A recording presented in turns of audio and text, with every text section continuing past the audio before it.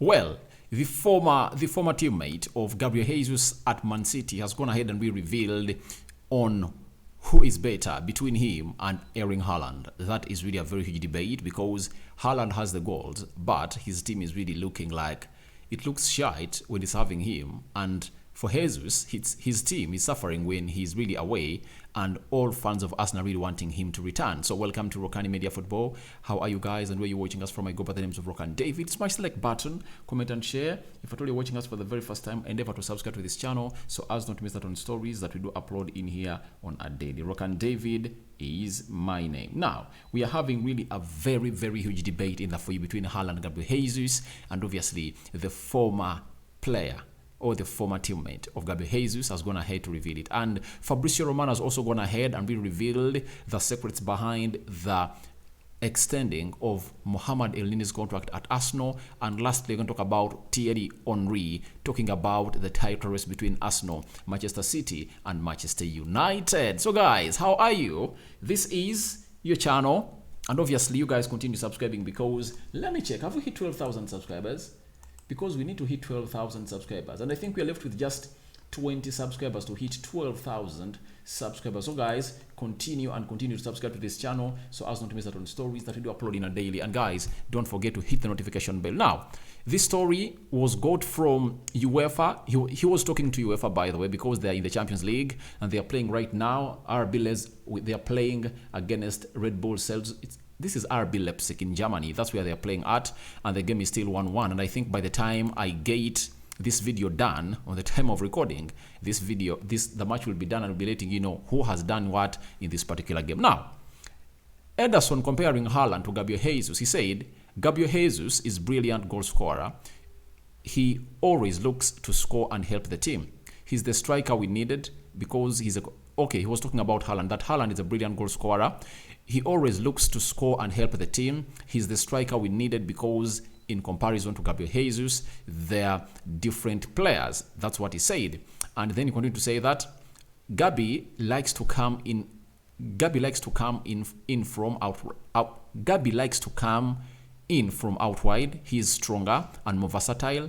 Haaland plays more centrally, looking to get into the box. He's a target in the area. That's what he said to UEFA, and we got it via the Football London website. Now, when you look at these stories coming in through from Ederson, the Brazilian, the goalkeeper of a team known as Manchester City, he's really referring to Haaland as a person who really plays centrally. But we all know that the stats are really not going with Haaland, and they are not favoring Haaland, because when Man City had Jesus, Sterling, they used to score very many goals and create many, and they used to let the game flow, and the entire team was on song. But this time around, when they brought in Haaland, it looks like if they don't score through Haaland, they don't score goals. And you can come here and agree with me that ever since Haaland came in at Man City, Man City's goals have gone ahead to reduce. He's like Ronaldo, the Ronaldo effect. Everywhere he goes, the goals coming in from other individuals really reduce. When he was at Real Madrid, he would score close to 56 goals this season, and the likes of Benzema could score like 10, 15.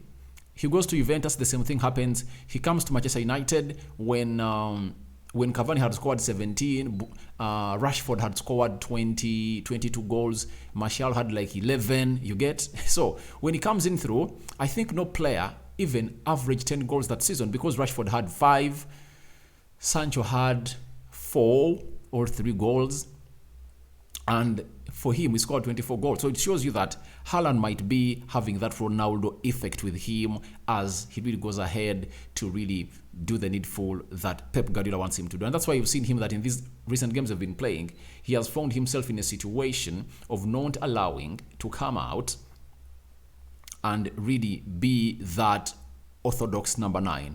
He shifts well onto the right and tries to put in assists like he did in the game of Aston Villa. I saw him in the game of Arsenal trying to play deep, even the game of Nottingham Forest, but it's not his thing. He will need close to a full season to get into this type of game. But for Gabriel Jesus, to me on any day, you tell me Haaland, Gabriel Jesus, I take Gabriel Jesus, because Jesus is a player that makes all the players around him better. That's it. He's like Dennis Bergkamp, if at all you knew this Dennis Bergkamp, he was at Arsenal for very many years and he was called the Dutch Master. Very good player. He never scored lots of goals for Arsenal, but he made Thierry Henry, Sylvain Wiltord, Perez, Ljungberg. He made all those players better. You get? And those are the kind of strikers that you need. Look at strikers like Lewandowski. Lewandowski is a very good striker, and each and every time he gets that ball, he makes other players around him look better, and that is what you would love from your striker. I believe that Gabriel Jesus had not gotten an injury at Arsenal, he would have gone ahead to have like 10 goals in the Premier League and close to 10 assists, because by the time he got an injury, he had scored 5 goals in the Premier League and registered 5 assists. That Gabriel Jesus for you. So I don't think that Pep Guardiola signed Haaland because of that. I think the main reason as why Man City signed Haaland was not because that he was the player they needed, but it was all about their brand. They needed a brand to come in through like Haaland to embrace the city of Manchester, and he obviously came in through. He started on hitting the ground running. That's it. He scored very many goals, but now goals are not coming in through. And even today, the game has just ended between them and RB Leipzig. He has not scored a goal. He never scored in the game of Nottingham Forest. He missed out on 3 sitters in that entire game of football. So it shows you how he's really dropping off game in, game out. And that's why I 100% disagree with the goalkeeper of Manchester City saying that he's brilliant. He's brilliant. He's a brilliant goal scorer. He always looks to score and help the team. To me, I believe he doesn't help the team. All his efforts are really selfish. You get? As he compares him to Jesus, Jesus was a player who was a team player. And I think you rather have a team player than a player who plays for himself. Calling Gabriel Jesus a player who is versatile, that was okay. But not being clinical, I believe I rather not have a Haaland and I have a Jesus, because Jesus is going to make all the players around him better. So Jesus is one of those players that is really out injured and is expected to return to training of the Arsenal first team next week. And your thoughts about him and Haaland are welcome in the comment section below, as it is really put out loud by Ederson that Haaland looks like he's more centrally a striker, but Jesus is a better versatile player that really helps the team. And I think he knows the truth, because Haaland is really affecting that team negatively. Their play is no longer the same.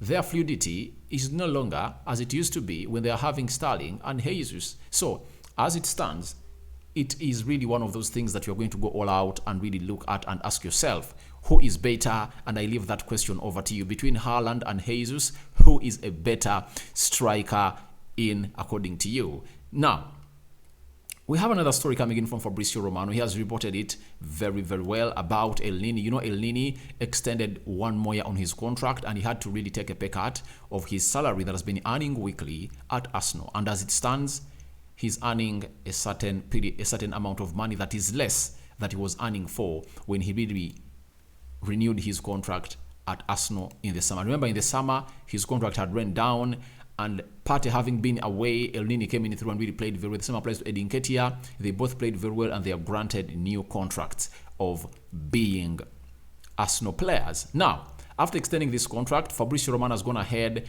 and really talked to us on Elneny's contract extension at Arsenal. It says it wasn't a difficult choice for Elneny despite interest from clubs around Europe. Elneny had approaches from Italy, Spain and Turkey, but Arsenal was always the priority. And he loves Arsenal. He loves Arsenal. Even before putting pen to paper, he came out and really told them that if at all Arsenal comes in through and gives me a new contract, I'm 100% going to stay a Gunner. That's what he said. So that is Elneny for you. And Fabrizio Romano is trying to break out things that were in there, that there were teams interested in him in Italy, Spain and Turkey. But obviously Arsenal said, let's sign this player. But I really believe that he also knows that Arsenal is going to sell him. Arsenal is going to sell him in the summer. Why? Jorginho is here. Partey is here. You get, even if he comes, even if he comes back this season, it's going to be hard for him to play any game of football. That's it. He's not going to play any game of football. According to me, it's going to be really hard for him after even that, because in the summer, Arteta is either going for Caicedo, Declan Rice, or Zubimendi, and that will put him into a fifth fiddle or fourth fiddle in the CDMs of Arsenal. So the former Arsenal manager known as Unai Emery is one of those that is really trying to get signature to this player. In the January transfer window, he pushed a lot to get him in, and obviously things never went on as required. But the player got an injury, but he wanted to sign him, and I believe Arsenal would have sold him and banked some good money onto their account because they want to sell and really facilitate that income coming in from the club. And that is Elneny for you. I believe Arsenal are really going to sell him in the summer. He also knows it, and he just doesn't want to really rebel at Arsenal and maybe annoy Mikel Arteta. Now, lastly, let's talk about Thierry Henry, one of the legends at Arsenal. He has gone ahead to hint again on the title race between Arsenal and Manchester City plus Manchester United. And I was talking to the Uprocks. He told us that a lot of people will give the advantage to City because they've been there, because they've done it, because they have guys in the team that did it and they know how to suffer. They know how to chase. They know how to be chased. Now, talking of City knowing how to chase and how to be chased, to me, I no longer agree with that. You can't lose close to 4 players that were really determinant into your title race that could put in a situation to help you win every game, and then you say that they still know how to chase. I believe City have dropped off. Losing Jesus, Sterling, those two had close to 50 goal involvements.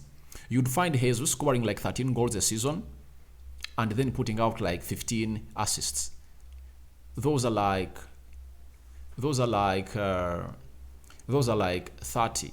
You go to Sterling, he used to do the same, scoring like 20 and putting in 10 assists. Now, you've lost 60 goal involvements, and how do you expect to really get in a player to go on and add it up? So I believe that has really affected their system, or their day-to-day job they used to do season in, season out, of knowing when to chase and how to chase. That's it. So for that, I really don't agree with Thierry Henry, but he's giving his views to why people are really thinking that it's going to be Man City to really take advantage of Arsenal and win it. And they showed us that they've forgotten the art of knowing how to chase. After leveling points with Arsenal, and they beat it by 3-1, I think last Wednesday, do you know what happened? What happened was simple. They went ahead to draw points away at Nottingham. And we knew that last season, for them to really win the trophy over Liverpool, Liverpool was 8 points ahead of them. They went ahead to win 14 out of the last 15 games, and they won the trophy on the deadline day. That is Liverpool. That is Man City for you. But would you bet your money on City that they can go ahead and really win the remaining 14 games they're having? I doubt, because they've played 24 games and they've lost very many games than they lost last season. Last season, City never lost very many games, but this time round, teams have come in through and really beaten Man City bad in this season. When you look at Man City, they've lost four games and drawn 4. You get? And they've so far conceded 24 goals. When you look at the Premier League table,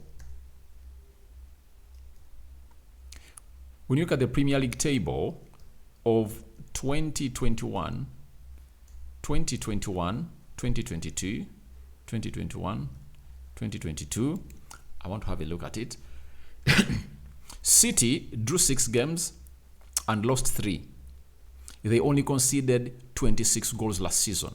Now, they are just 2 goals less to level the number of goals they conceded last season. It shows you how bad they are and how their team is really so much porous when it comes to teams that are really going past their defense. So guys, your thoughts onto Gabriel Jesus better than Haaland are welcome in the comment section below. What do you think about Elneny? Did Arsenal renew his contract because they wanted to keep him, or they don't want to lose him on a free? That's another huge question that you guys should come in and answer.